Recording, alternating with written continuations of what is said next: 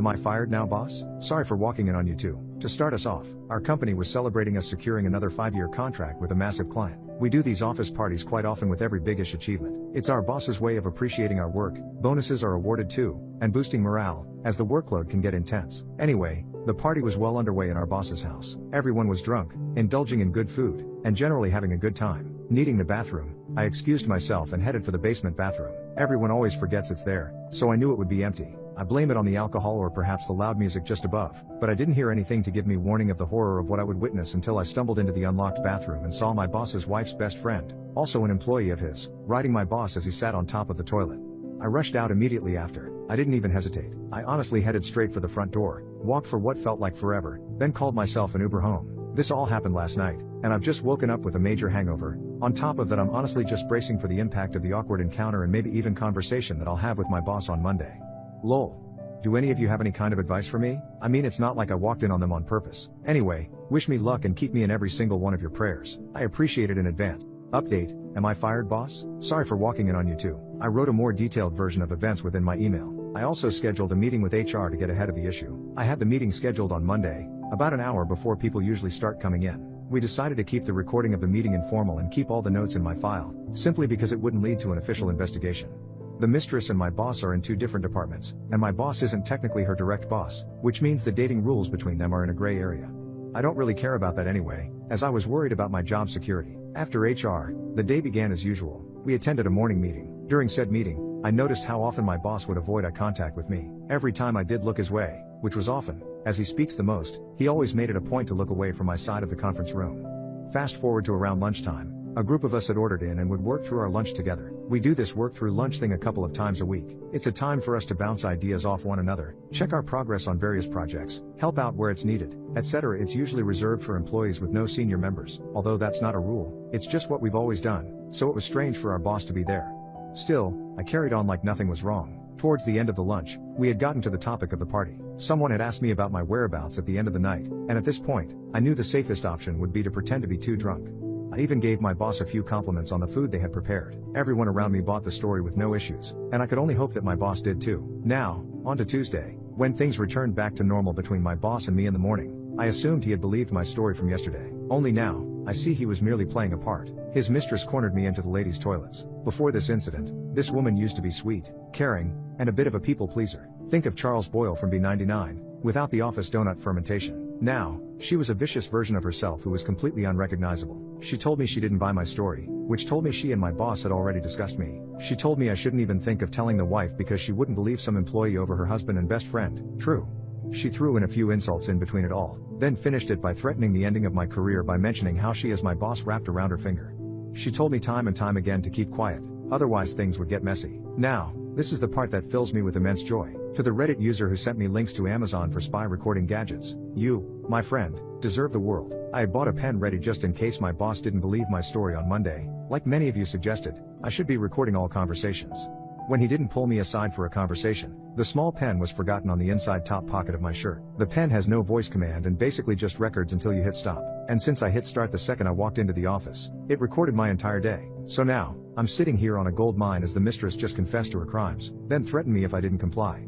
I'm currently brushing up my CV as my amazing boyfriend sifts through the recording to piece everything together. There probably won't be another update for a while, not until my plan comes together. So until then, Reddit. Edit. I've had a few people ask me this, so I'd rather reply to it here. Thank you for your concern. Guys, I've already checked the laws in my country surrounding recording conversation. Alright Reddit, I know it's been a while, but the update is worth giving, and I'm hoping after this one there'll be only one left. Since the mistress cornered me, I had every intention of not only exposing the affair to the wife, but the entire office too. I know it's petty and crappy, but she was a B***********. I just needed a little time. So I needed time for one of 2 reasons. My company dishes out a massive bonus after 10 years of service. I have been with them since I graduated university, and I knew the 10-year mark was coming in just a few weeks' time. I would have been a fool to pass up that money, and now it's safely in my bank account. I needed to line up another job, which I did at the company my boyfriend works in. He vouched for me, which helped in securing a place and fast-tracking the application process. Now, with the first part of my plan executed, came the second part. A while ago, my boyfriend and I had booked holidays starting from last week and ending in 2 weeks' time. By sheer luck, these holidays couldn't have come at a more perfect time. During the first week, besides seeing SZA and Beyoncé perform, highlight of the month so far, by the way, I received and accepted an offer at my new place of employment and handed in my resignation at my current place of employment, which means I will now be working my notice period at a 5-star all-inclusive resort in Mexico. Don't worry, I've reread my contract 100 times. They only require you to work a notice of 2 weeks, but sometimes ask if you can stay until they find cover. My old workplace offers and encourages ex-employees to complete an exit interview. I was more than happy to comply with this. After the basic questions of what's it like to work there, were you pleased with the salary and benefits, blah blah blah, you get the gist, came the question I was most excited for. What are your reasons for leaving? Company name here? Let me tell you, I answered that question with great detail, from the office party to where the first incident took place, to the threat I received when I was cornered in the ladies' toilets. I even went on to explain that I had evidence supporting my claims. I was clear in that the only reason I was leaving was the fear of my job security, that I would miss my team dearly, which I would, and that I hoped this wouldn't happen to another employee. Now, part 3. After a simple Google search, I found my old boss's wife's work email address. It's a little alarming how easy it is to find people's info online these days. In great detail, I once again explained my version of events, including a little audio file just in case she didn't believe me. I explained to her that she was free to do as she pleases with the information, as I no longer worked at the company. I've even reached out offering my support, along with an amazing family lawyer who happens to be my boyfriend's sister-in-law. That woman is a beast in the courtroom. Once I found out you could watch random court procedures, it became a hobby for my boyfriend and me to watch in the back of the courtroom, truly relishing in the drama. Sorry for the detour. I also mentioned to the wife my intentions to expose her husband to the office. I feel a little guilty having to embarrass her like this. If they were so careless about their affair, it leads me to believe others may know and have kept it quiet due to fear. I've been fortunate enough to find other employment much faster than I had originally predicted, but I know my experience isn't the same for many, and I wouldn't allow the mistress to install fear into anyone in my old team. They're all amazing people with families to support. After I sent that email, I sent out a message to my old workgroup chat, again explaining the true reason I left along with the voice recording. I encouraged others to go to HR if they have experienced a similar situation and to not live in fear. I could only hope they listened to this. This was all done about an hour ago, a time where everyone back home would be asleep. By morning, I'm sure everyone, including the HR team, would have seen everything. I'm nervous, a little excited, but overall sad. Sad for the wife, she's losing 2 of the most important people in her life. Sad for myself, I truly loved my job along with the people too. They were all so welcoming when I started. Sad for the person I once thought my boss was. He was such an inspiring guy, gave me more responsibility than I thought I could handle, but he had so much faith in me. He's done a really crappy thing to someone he claims he loves. I mean, of all people he could have chosen, why the best friend?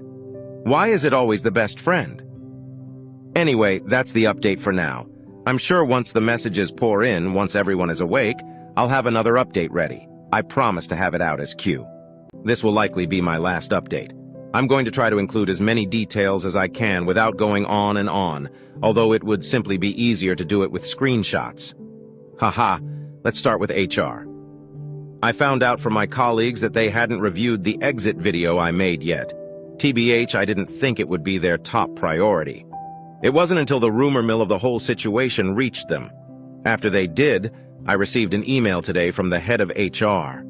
As expected, she was shocked to find out the real reason I left, as I assured her a few times after our first meeting that things were fine.